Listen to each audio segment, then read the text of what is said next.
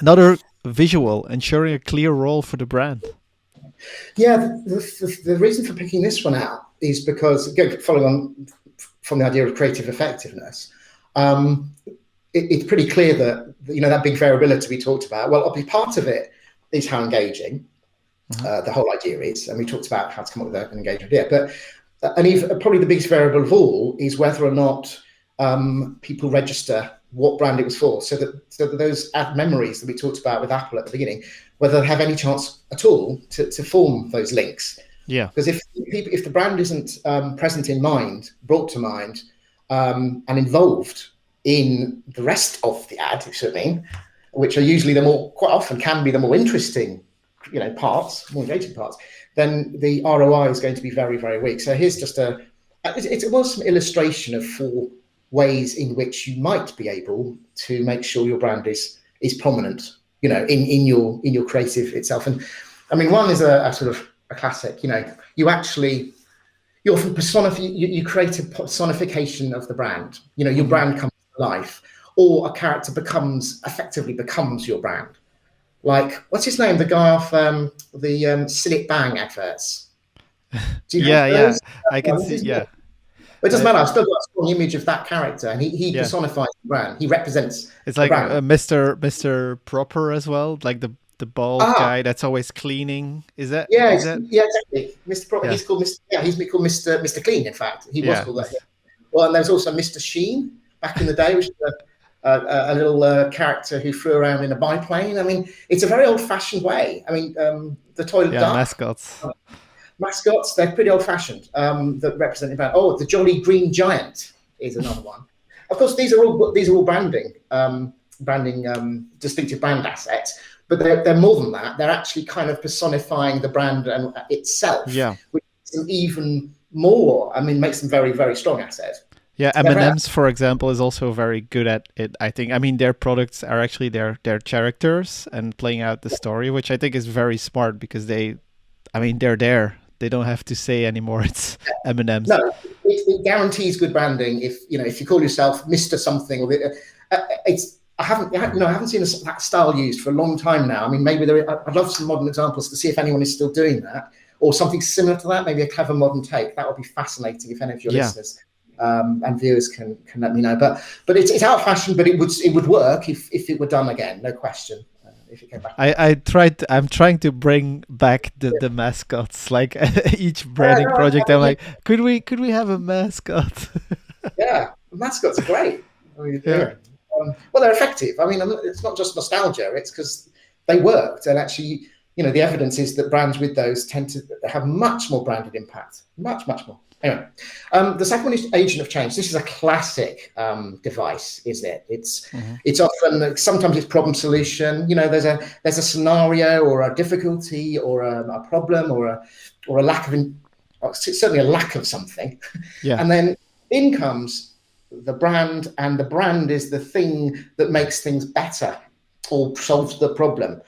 And really, with those, a lot of it is structurally how you make sure that the brand, it's clear and obvious that the brand has made the transition. And therefore, Yeah. creatively, you need to make sure that's the most crucial moment in the ad to ensure that the brand is linked Yeah. to the ad. There's a lot of like examples here of brands that went wrong with it. Like Mm. the I can imagine the Pepsi ad during the Black Lives Matters protests where they had like the similar thing. I think with the famous actress putting All like right. the rose in the bottle, and like it was very like they went too far on, like, because they're still just a soft drink. And I think that's Yeah, yeah. what to your previous visual about consumers concerns, yes, but in the context of the category, or at Yeah, it's least the if you category could or the do brand. more that's better, but yeah, still that's relevant. Yes, but I think what we are talking about is that brand was trying to do a benefactor ad, which I'll Yeah. come on to in a minute, which is harder to pull off, and Okay. you like you said, it's got to have credibility and relevance, and you can't just do it overnight. So the next one, the benefactor, is effectively saying to the consumer, "We're going to show you something that's important and that you care about, right? Hmm. Yeah, and we as a brand are with you. This is where actually we are talking about purposeful brand, Yeah. high level purposeful brands, and that. But you have to that Well, for a start, it's not always easy to make sure that the brand is registered, and also it has to be an absolutely genuine and huge endeavor, and you need to explain why you have the right to say that and make that claim, and you have to back it up. Mm-hmm. And probably you need to have talked about those things before. The fact that your Yeah. company is investing in this and this and this, and having a relevance to the category really, really helps. Like, I mean, again, Dove, another example. The reason it's used again and again because it helps people understand how to make this kind of thing work.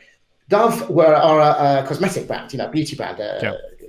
They make things to make you look good and feel good, and therefore they had almost a responsibility and a relevance to making sure that they didn't make people feel bad about how they looked, and that actually is more important. And they did it with, like you say, they did it with the right balance, but it was relevant to them in the category, and they backed it Yep. up with some genuine investment in awareness of that area, etc. So, yeah, and I would say that is better done when it's part of obviously. It's probably better actually if you're a well-regarded brand already, Yeah. and like you said, relevant to the category or the brand in some way or intrinsically. Yeah. Sure. Yeah, cool. There's one more. Well, that's kind of distinctive brand assets. If I can plug that in any opportunity I do, and it's a hard one to pull. This is a bit like, do you get, this is a UK example, but M&S, Marks and Spencer's food, Yeah. are famous in the UK anyway for their food shots. That the way they film some of their food shots, they literally make you drool because they're so nice in a good way. And they have a sort of a very distinctive style and a very distinctive music that goes with it. Okay. Yeah. That is a style, and as soon as those ads came on, people go, "That's M&S." Yeah. It wouldn't take long for that style to be associated, but it only worked because it was very different. It was utterly consistent between executions, and it built. For sure. And Apple, again, is used as an example because they have a certain vibe, a look, a feel that is so cleverly made, brought to life.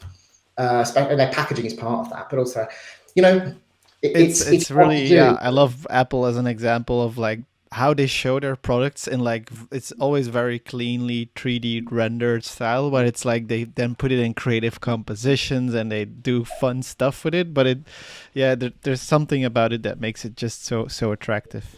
But you have to do two things. It has to be distinctive, obviously, from everything else, really. Ideally, it just doesn't look or feel like, so it's going to be original in that, creatively original, definitely. And you have to have that consistency over time so that you become the owner of that style. It won't work in the first ad necessarily because it's just an ad. People might like the ad, hopefully, because it's distinctive and original and the style is new and fresh, but it won't be owned by the brand until you've used it again and again.